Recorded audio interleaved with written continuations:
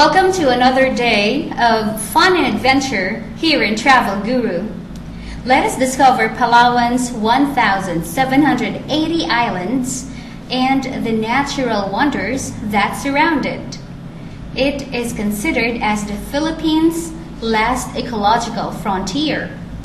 Our pristine and unique natural resources and attractions continue to awe visiting tourists, both domestic and foreign. Palawan is a place where diverse activities may be held and different market needs may be catered. The province of Palawan harbors vast tracts of tropical rainforests and a huge expanse of marine wilderness. Thick canopies of trees carpet mountain ranges running the length of the mainland. Fringing reefs and coral atolls open a new realm to discover under the clear water surrounding this archipelago of more than 1,700 islands. Ribbons of meandering streams and rivers wind through the mountains, nurturing robust stands of mangrove in the lowlands before flowing out to the sea. Let us learn more about Palawan's history and culture from our vigorous traveler, AJ. First off, Palawan is home to several ethno-linguistic groups. We have the Tagbanwa and we have the Palawan. These are possible descendants of the Tabon caves, inhabitants of prehistoric times. We also have Taot Bato, also known as people of the rock, and the Bataks, which means mountain people. They live in remote villages in the mountains and coastal areas.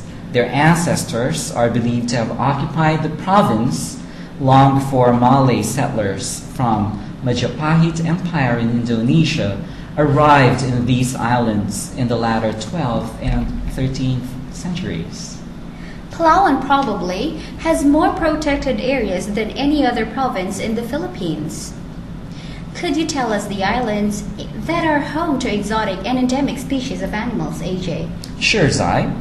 The Calauit Game Preserve and Wildlife Sanctuary in the northern Calamianes Islands is home to exotic and endemic species of animals that roam freely in its verdant hills and plains. On the northern coastline, the El Nido Managed Reserve Protected Area is noted for its edible bird's nests and not so edible limestone cliffs. In the middle of the Sulu Sea lies the Tubataha Reefs, a pair of coral atolls. In 1993, it was named a World Heritage Site for its highly diverse collection of fishes and other marine life by the UNESCO, or the United Nations Educational, Scientific, and Cultural Organization. Right, and in addition, along the west coast, the Puerto Princesa City Subterranean River National Park, another World Heritage Site, has one of the longest underground rivers in the world. It is also noted for its old-growth forests, cathedral caves, white sand beaches, limestone cliffs, and unique flora and fauna. In the south, Ursula Island is a haven for migratory and resident birds. Proclaimed as Game and Wildlife Sanctuary in 1967, Palawan is the habitat of 232 endemic species. You're so right, Zai. Some of these unique creatures are the metallic-colored peacock pheasant, the shy mouse deer, the cuddly bearcat, and the reclusive scaly anteater. Some herbivorous African species such as giraffes, zebras, and impalas were introduced to the island in the 1970s.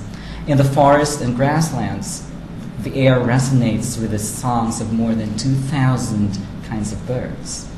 Over 600 species of butterflies flutter around the mountains and fields of Palawan, attracted to some 1,500 host plants found here.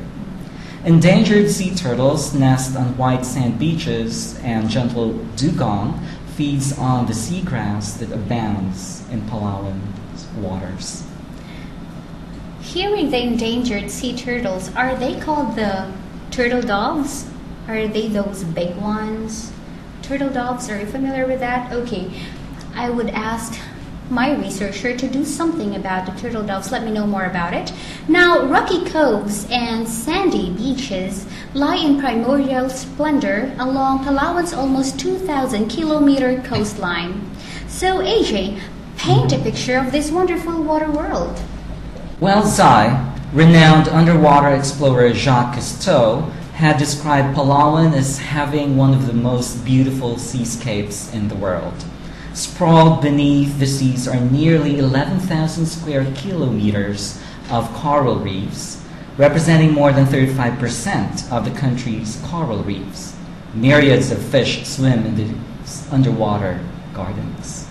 And moreover, AJ, outstanding geographical features dot Palawan's landscape. On the west coast, an array of limestone cliffs extends from Tabon Caves in the south all the way to the coral reefs in the northern Calamianes Islands. And as part of the environmental protection that we have been extensively doing for Palawan, as mentioned earlier, this is a home to several ethno-linguistic groups too. So what's a girl to do, AJ? Simple. One may also encounter tribal peoples and upland communities, providing a glimpse of indigenous lifestyles.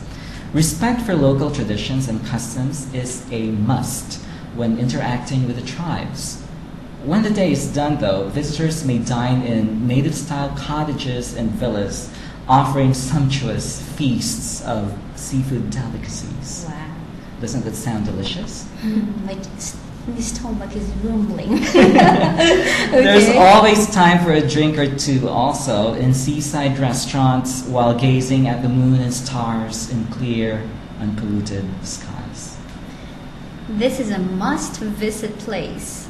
And so, for now, And that's the Palawan experience.